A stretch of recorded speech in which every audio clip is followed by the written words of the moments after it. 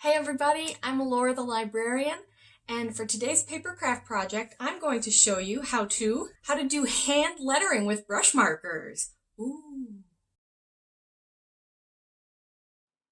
So when you're working on a lettering project, what you're really doing is just writing the same thing over and over and over again until it looks how you want it to. I recommend starting by writing out the phrase you want to use in print and then also writing it out in cursive. This will give you a sense of how you like to write letters, how your hand might want to move, how you might form the letters in different ways depending on how you're working on it. And then what you want to do is write it out, probably a little more complicated than you're printing, but not too much more.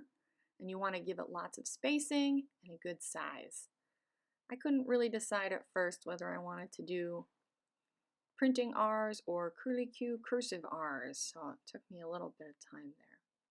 And I like to set this up on lined paper because it lets you keep your words nice and straight. It lets you make your letters the same size. You can see these are all 3 lines high, roughly. And then again, what kind of S do I want to use? Ugh. We'll do more experimentation later. Next, you want to think about choosing your marker. I'm going to be using the large flexible brush marker, which has been extremely popular lately. I like them because they come in a million different colors and they move really easily.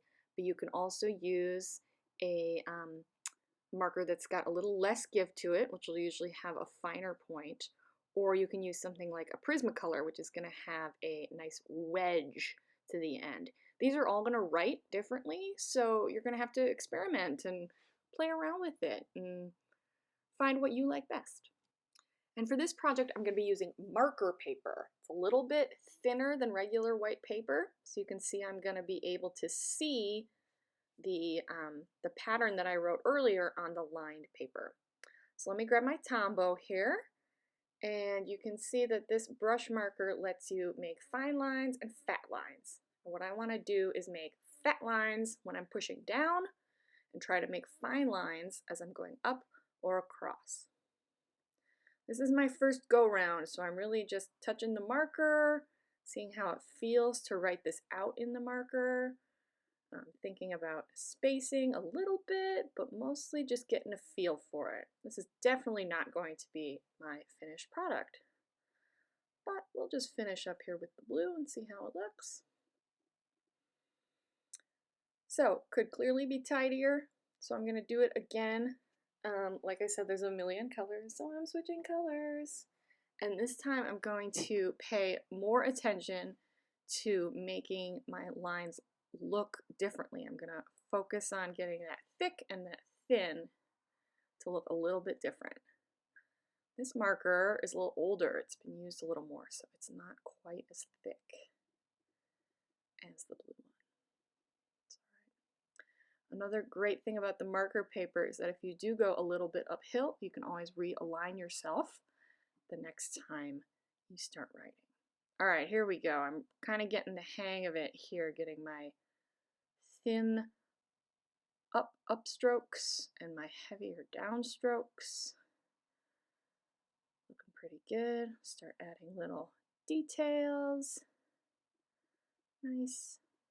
Let's see how the rest of this comes out. F's are always hard. I don't know if you have trouble with F's like I do, but I decided to go with one that crosses and then has a little floof at the top. And there you can see I decided on a cursive S.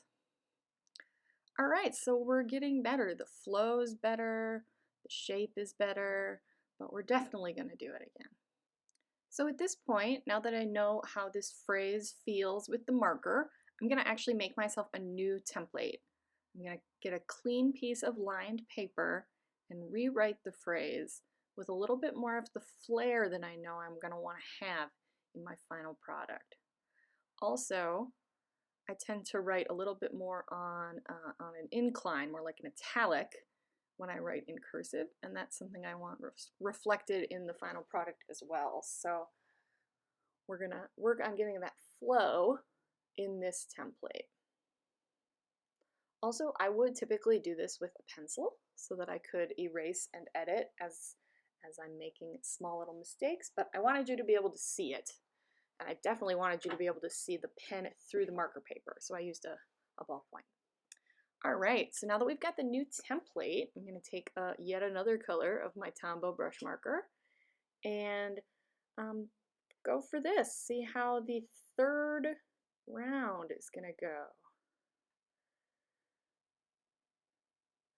I like being a little more delicate with my upstrokes, the parts I know that I want to be thinner, because that's very hard for me. I'm not very good at that.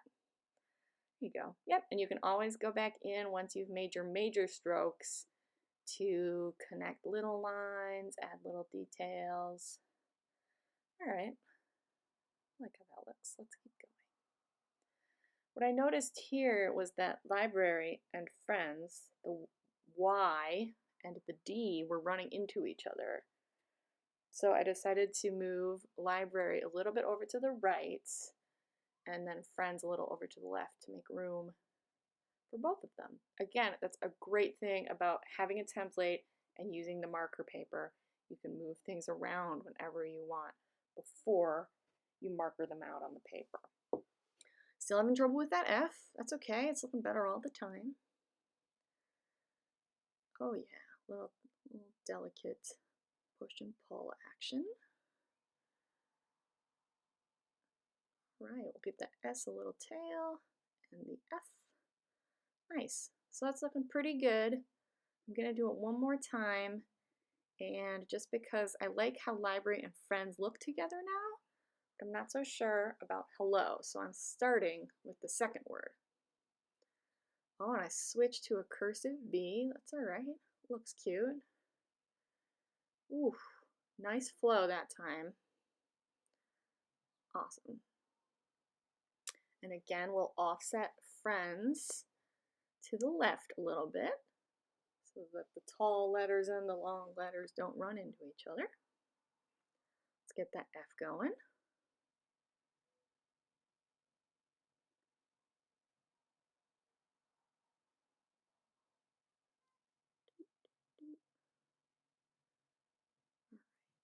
Yeah, that looks pretty good on its own.